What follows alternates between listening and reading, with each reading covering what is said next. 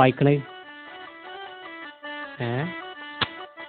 ആ ഇനി ഞാൻ പഠിപ്പിക്കും.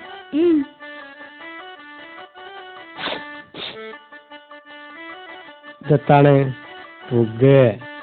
ഇതിന്റെ പേരാണ് പുഷ്പം എന്നും പറയും. എത്താണ്? പുഷ്പം. പുഷ്പം. പുഷ്പം. പുഷ്പം. പുഷ്പം. നാക്കടിക്കലുണ്ട്. വെറുതെ അല്ല അച്ചരപ്പെടുത്തല്ലാത്ത പുഷ്പം. ഈ മാഷ് പഠിപ്പിക്കുമ്പം കോട ചൂടണം. കോട ചൂട് എന്തിന്? ഈ മാഷ് പഠിപ്പിക്കുമ്പോ മുഖത്ത് തുപ്പി വെക്കുന്നു. Licence licence. ഇനി നമുക്ക് ഇംഗ്ലീഷ് പഠിക്കാം. ഞാൻ പറയണ ഏച്ച് പറഞ്ഞു. ദി കാറ്റ്. ദി കാറ്റ്. The bat. The bat. The rat. The rat. കാറ്റ് എന്ന് പറഞ്ഞാല് പൂച്ച. കാറ്റ് എന്ന് പറഞ്ഞാല് പൂച്ച. ആ പൂച്ച.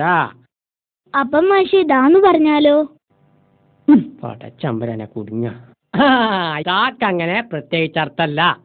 എപ്പോഴും ഏത് ഭാഷയിൽ ഉപയോഗിക്കാവുന്ന ചിലാണ് വാക്കാണ് ദാ. അങ്ങനെയാണെങ്കിൽ മലയാളത്തിൽ ഉപയോഗിക്കുന്നില്ലല്ലോ.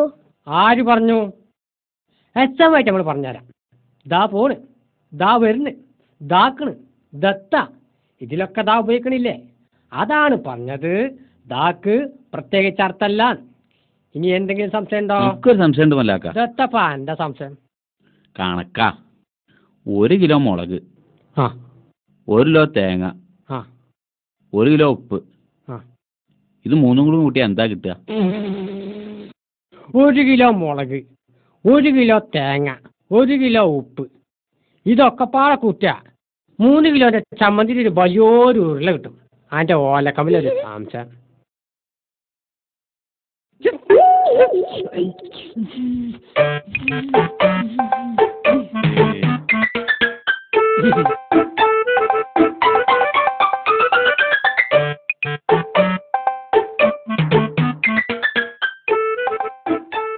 മാഷെ ഈ ഈനാമ്പേച്ചി പറഞ്ഞാൽ എന്താ മാഷെ? പടച്ച തമ്പുരാന് എവിടുന്ന ഈ സംശയങ്ങൾ ഇങ്ങനെ ഇറങ്ങണേ?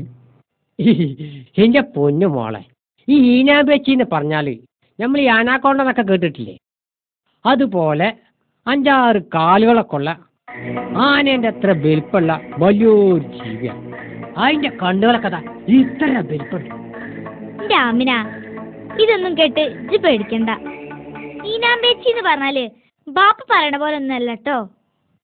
ബുദ്ധി ഇല്ലാത്ത, ഒന്നിനും കൊള്ളാത്ത ഒരു വൃത്തിയുടെ ജന്തുവാണ് കേട്ടോ. അത് അനക്കെങ്ങനെ മനസ്സിലായി?